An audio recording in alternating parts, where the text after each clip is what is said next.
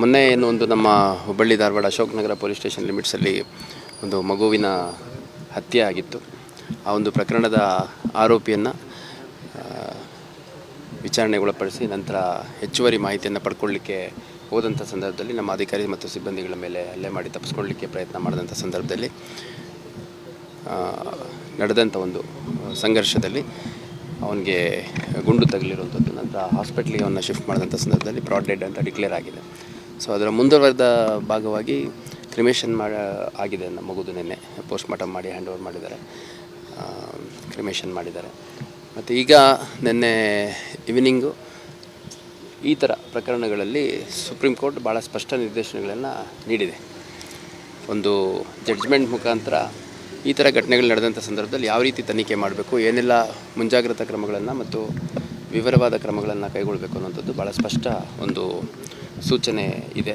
ಆ ಸೂಚನೆ ಪ್ರಕಾರ ನಿನ್ನೆ ಇನ್ಕ್ವೆಸ್ಟ್ ಅಂದರೆ ಶವ ತನಿಖೆ ಏನಿದೆ ಅದು ಶವ ತನಿಖೆ ನಡೆದಿತ್ತು ಇನ್ಕ್ವೆಸ್ಟು. ಈಗ ಮರಣೋತ್ತರ ಪರೀಕ್ಷೆಯನ್ನು ಮಾಡ್ತಾಯಿದ್ದಾರೆ. ಆ ಮರಣೋತ್ತರ ಪರೀಕ್ಷೆ ಮಾಡಲಿಕ್ಕೆ ಒಂದು ಡಿಫೈನ್ಡ್ ಪ್ರೊಸೀಜರ್ ಇದೆ, ಯಾರ್ಯಾರು ಇರಬೇಕು ಮತ್ತು ಯಾವ ರೀತಿ ಅದನ್ನು ಮಾಡಬೇಕು ಅನ್ನೋಂಥದ್ದು ಅದನ್ನು ಮಾಡಲಾಗ್ತಾಯಿದೆ. ನಿನ್ನೆ ಇನ್ಕ್ವೆಸ್ಟ್ ಕೂಡ ಅದು as per the guidelines judicial magistrate ಮಾಡಬೇಕು ಶವ ತನಿಖೆಯನ್ನು ಅಂತಿತ್ತು, ಅದನ್ನು ಕೂಡ ಮಾಡಲಾಗಿದೆ. ಪ್ಯಾರಲಲ್ಲಿ ನಮ್ಮ ಅಧಿಕಾರಿ ಸಿಬ್ಬಂದಿಗಳು ಈಗಾಗಲೇ ಈ ಮೃತ ಹೊಂದಿರುವಂಥ ವ್ಯಕ್ತಿ ಯಾರಿದ್ದಾನೆ ಅವನ ಒಂದು ಐಡೆಂಟಿಟಿ, ಅವನ ಪರಿಚಯಸ್ಥರು, ಸ್ನೇಹಿತರು, ಸಂಬಂಧಿಕರು, ಕುಟುಂಬ ಸದಸ್ಯರು ಅಥವಾ ಅವನ ಜೊತೆ ಕೆಲಸ ಮಾಡಿದಂಥವ್ರು ಯಾರ್ದಾದ್ರೂ ಮಾಹಿತಿ ಸಿಗುತ್ತಾ ಅಂತಂದು ಪತ್ತೆ ಮಾಡುವಂಥದ್ದು ಮಾಡ್ತಾಯಿದ್ದಾರೆ.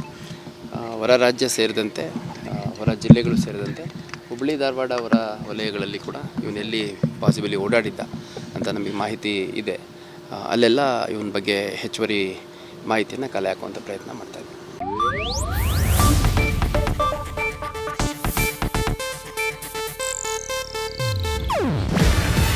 ಇದು ಏಷ್ಯಾನೆಟ್ ನ್ಯೂಸ್ ನೆಟ್ವರ್ಕ್ ಪ್ರಸ್ತುತಿ. ನೀವು ನೋಡ್ತಿದ್ದೀರಾ ಏಷ್ಯಾನೆಟ್ ಸುವರ್ಣ ನ್ಯೂಸ್.